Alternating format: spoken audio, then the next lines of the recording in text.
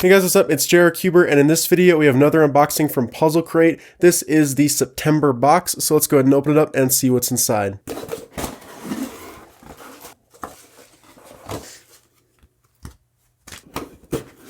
Alright, so we have two puzzles in here. It looks like we have a Fangshi Lim Cube, as well as a Moyu puzzle, or something like that, some sub-brand of Moyu. So we'll go ahead and start with this one, which I believe is the Windmill Mirror Cube. So we'll go ahead and read about this puzzle first. It says, produced by Mofeng Jiaoshi, this puzzle is a modification of the popular 3x3 Windmill Cube. It is modified by giving each layer a different thickness. This causes the puzzle to shapeshift even more than it normally would. The stickers have a brushed metallic finish to them, which gives each piece an orientation and is only fully solved when the silver brush strokes are all going in the same direction. This adds a layer of difficulty by having to make sure each centerpiece is properly oriented when solved. The quality is very good and it is an extremely playable puzzle. Enjoy! Alright, so let's go ahead and check this puzzle out. I remember seeing some pictures of this puzzle, and just being sort of intrigued by it. I already have so many 3x3 shape mods that ones like these don't really catch my eye, but what's interesting about this is I actually don't have a normal Windmill Cube, which is, kind of like one of the more common 3x3 shape mods, I would think, but I guess not. You don't really see them very often. It's just kind of like a modified Fisher Cube. It's like slightly more off-axis than a Fisher Cube is, but then we have this, which is a mirror version of that with no colors. So basically you can see the windmill pattern, up on the top here, but on a normal Windmill Cube, all of these layers would be the same thickness, but on here, they're all different thicknesses. A modification like this is pretty easy to make. You keep the middle layer the same and you just cut down the top layer and extend the bottom layer. A full mirror cube would do that to every single axis, but since it's a windmill, kind of thing, you can't really do that on the other sides. But this still looks cool. So I imagine that, the mechanism for this is probably just based off like an MF3RS or something like that. Turning overall is pretty solid. This is kind of how it moves, as you can see. We have a thin layer here, the thick layer, and then all of these along the side here. Yeah, this is going to solve pretty much just like a normal 3x3 super cube. I've never really solved like a Windmill Cube specifically before, but I can't imagine it'd be too much harder than a Fisher Cube, so we'll just go ahead and give it a shot. I'm pretty good at 3x3 shape mods. There hasn't really been one yet that's like been super difficult besides the Ghost Cube, but once you do that a few times, even that one is like not that hard to wrap your head around, if you're comfortable with 3x3 shape mods. Here we go. This is pretty much a full scramble. This is going to be our top and bottom sides because they're the only ones that are flat and aren't curved, or not curved, but like slanted. So I'm going to go ahead and start with the tall side.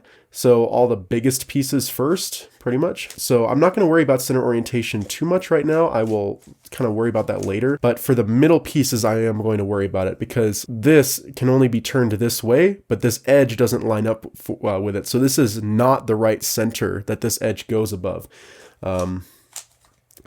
It's not this one either. It's not that one. It's this one. So this is in the right place. So because of the brushed metal, we actually avoid void parity, which is pretty cool. And I guess we can go ahead and fix the top center as well.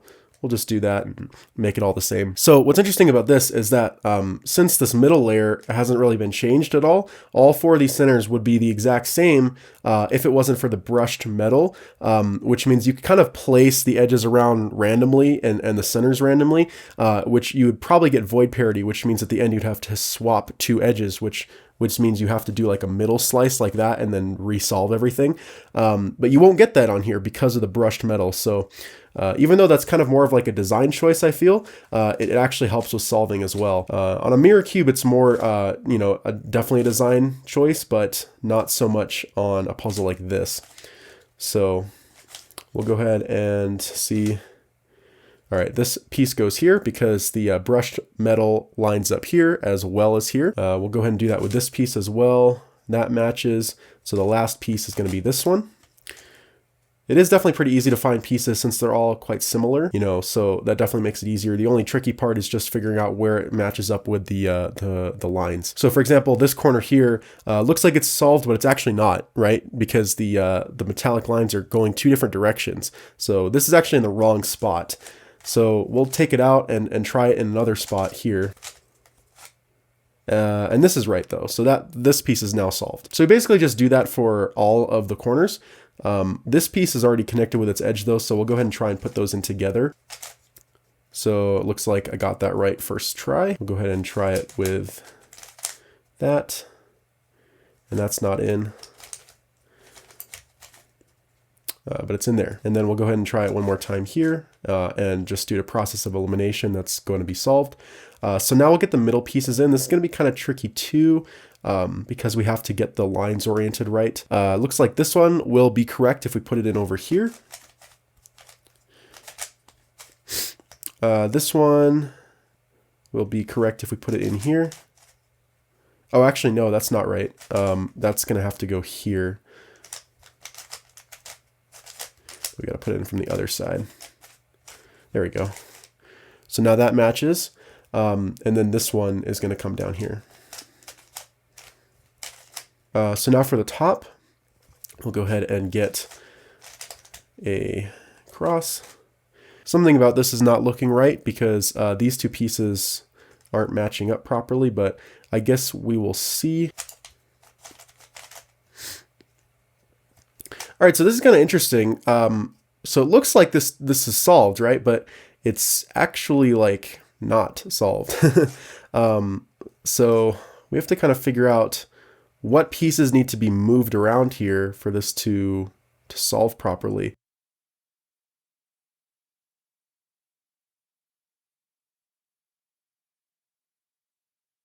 Maybe we can just try some PLLs maybe?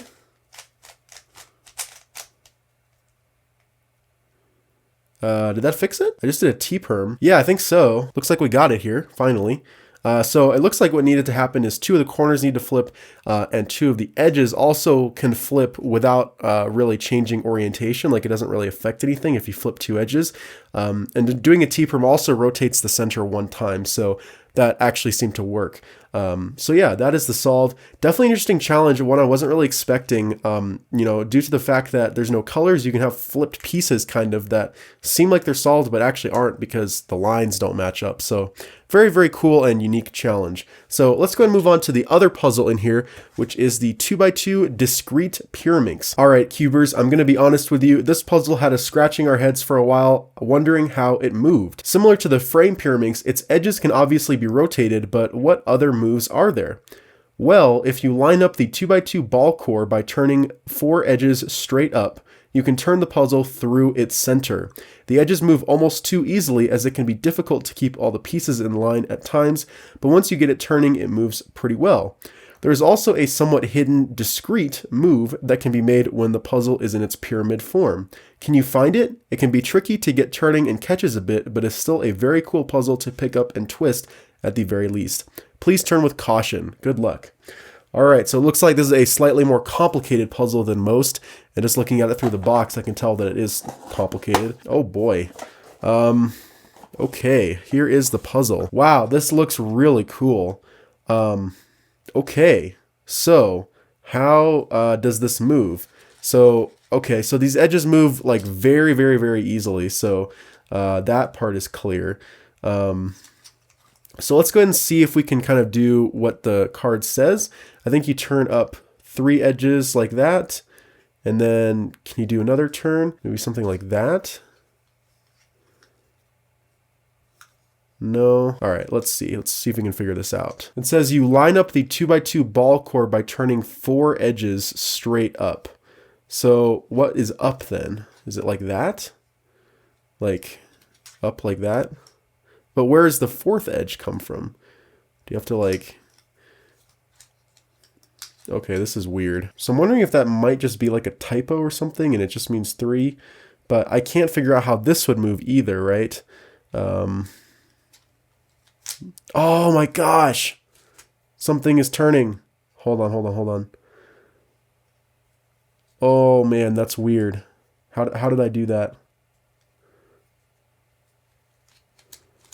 There we go. Whoa. What the heck? What? What? What is happening? That's so weird. Okay, so how many pieces do you actually have to turn to get something like that aligned? So it's basically like through the middle, kind of like that. So we'll turn 3 up again like that and just not change anything else. Let's see if I can get this to move again.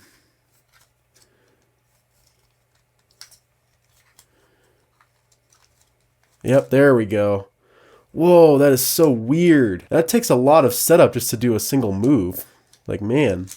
Oh, that's so cool. I feel like I'm going to break it though when I turn it because everything is like so like loose and kind of floppy. Oh man. Okay, well, forget the idea of trying to do a solve on that. That's going to take way, way, way too long.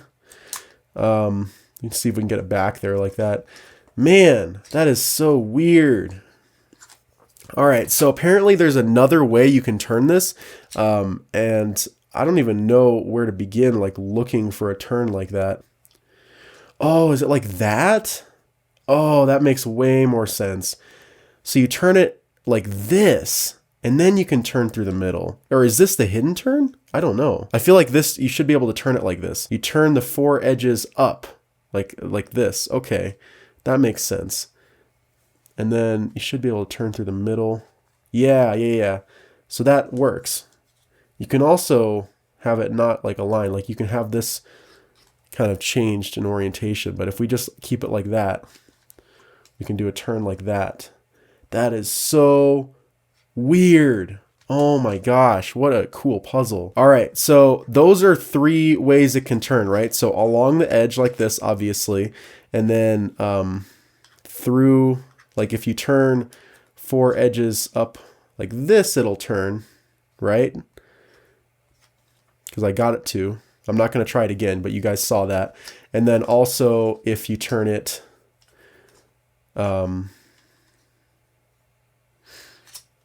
like this, if you do that, then it'll also move. Yeah, okay. Wow, that's such a cool puzzle. So clearly I'm not going to, attempt to do a solve on it because it's too difficult to make turns, and I wouldn't even know where to begin with like how it would possibly solve. But yeah, overall, like turning is like not good, like even though the turns are very cool, it's very, very hard to get them started. And the whole thing is super like floppy and it's like cannot hold its shape properly. So it's like a kind of a big game of like aligning everything perfectly and just getting it started in the perfect way so it doesn't feel like it's going to break. But overall, very, very cool, kind of almost like a proof of concept type puzzle. So yeah, that is the 2x2 discrete pyraminx and the mirror windmill cube. So very solid Puzzlcrate this month. Super cool stuff. If you guys do want to check out Puzzlcrate, the link, of course, will be down in the description below. As always, it's a $30 a month subscription service, and you get new puzzles sent to you every month. Anyways, guys, that's about it for this month's Puzzlcrate unboxing. If you guys like this video, make sure to hit that like button, turn notifications, and subscribe if you haven't already. Thanks for watching, guys. Bye.